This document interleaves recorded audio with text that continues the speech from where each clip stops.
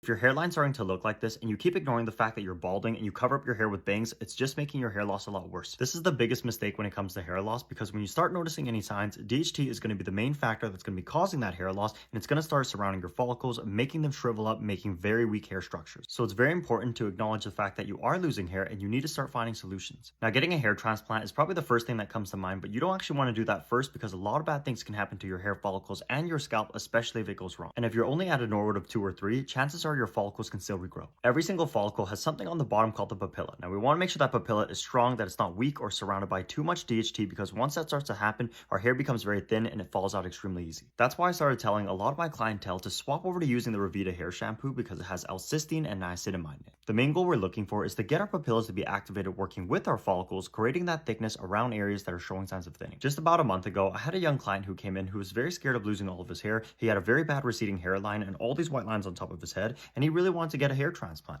but I told him not to take that risk and try using this for at least a month consistently before coming back to me. He came back the other day for a follow-up, and the amount of progress that I seen on his hairline, like especially in the areas that he was showing signs of thinning, got me to a point where I honestly didn't think he was balding at all. I was surprised because when he first came to see me, his hair was actually balding. He had all the signs of hair thinning, all these white lines on top of his head, to the point now where his hair was actually thick. Now, results may vary from person to person, but you really need to be consistent with this if you want to see any progress. If you're balding or you're noticing signs of a receding hairline, I'm telling you, try out the shampoo. I'll leave a link so you can get one too.